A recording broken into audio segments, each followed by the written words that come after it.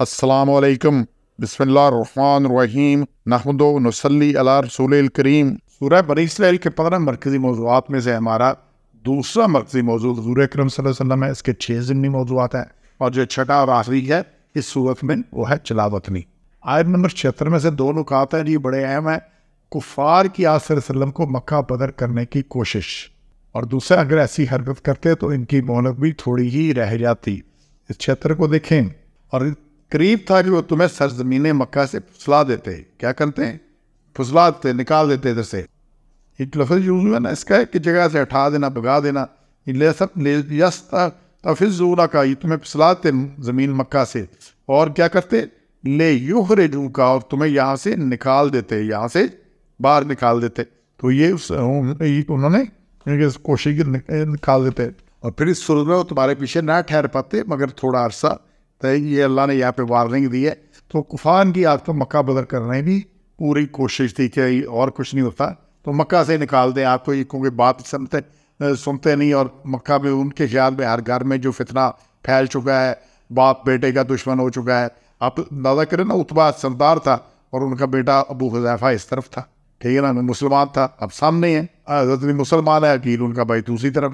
تو یہ سارا کچھ ہے، مطلب حضرت صلی اللہ علیہ وسلم ہے، ان کا داماد ہے غلاس کفر میں، تو ہر گھر میں یہ اس طرح سے یہ مسئلہ تھا۔ تو انہوں نے پھر یہ فیصلہ کیا ان کو یہاں پہ ان سے جلا وطن کیا جائے۔ پھر جن ایام میں یہ آیات نازل ہوئی، یہ چوتھا دور بڑے سخت شدت کا دور ہے، اور اس زمانے میں کفار مکہ میں کہ شدت اپنی انتہا پہ پہنچ گیا تھا۔ یہ مکہ کے آخری دور کی صورت ہے، اور کفار نے اس میں کوئی دھمکی سمجھائی آیت کو بھی، بس کہ کچھ یہ صبر سلسلے مکہ چھوڑنے پر مجبور کر دیے گئے۔ دار مدوا میں ساری ان کے سمداروں کی ملاقات ہوئی، انہوں نے میٹنگ کی اور آخر طے کیا کہ ان کو یہاں سے قتل ہی کر دیا جائے۔ انہوں نے کہا کہیں نکالیں گے تو پھر وہاں پہ کام کرے گا، پھر لوگ اکٹھے ہو جائیں گے تم، تو پھر اللہ نے راستہ دیا، مگر ساتھ ہی اللہ نے کہا کہ کفار کی طاقت میں ہی دعا لانا شروع ہو بھی جائے گا، اور یہ ہوا ہے۔ اور پھر جب آپ نے ہجرت کی ہے تو پھر صرف 8 سال میں معاملہ الٹ گیا۔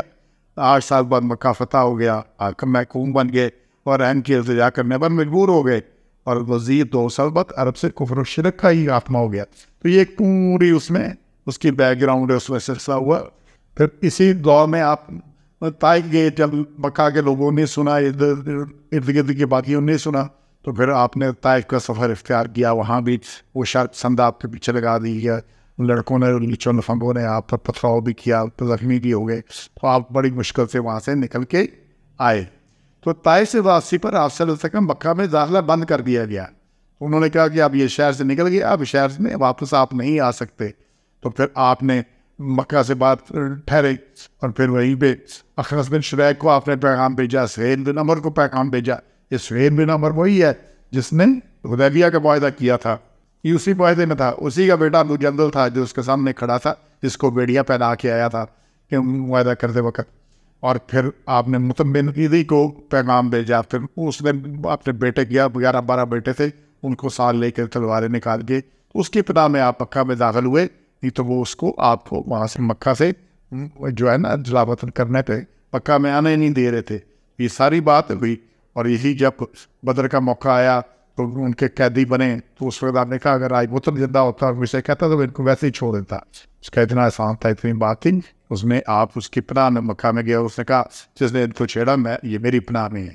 تو اللہ تعالیٰ نے کہا کہ یہ اللہ نے انتظام کیا، یہ سارا کچھ ہے۔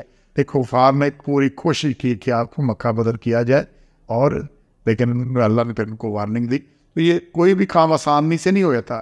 رسولوں پہ یہ مصیبتیں آئیں، یہ مسئلے آئے، تکالیف آئیں، سب کو، کئی کو قتل کر دیا گیا، کئی معززی سب سلیب تک لے گئے، گردنیں اتار دی، یا گردن اتار، باقیوں کے ساتھ ہوا۔ تو جب بھی حق پہ کھڑے ہو گے آپ کی قیمت دینی پڑے گی۔ یہ نہیں ہونا کہ آپ حق پہ بھی رہے اور قیمت بھی نہ دینی پڑے، تو جنت ایسے نہیں مل جانی۔ تو ہم نے انشاءاللہ ان چیزوں کو سمجھنا اور اپنا اعمال اور عقائد کو درست کرنا ہے۔ سبحان ربک رب العزت عما یصفون وسلام علی المرسلین والحمد للہ رب العالمین۔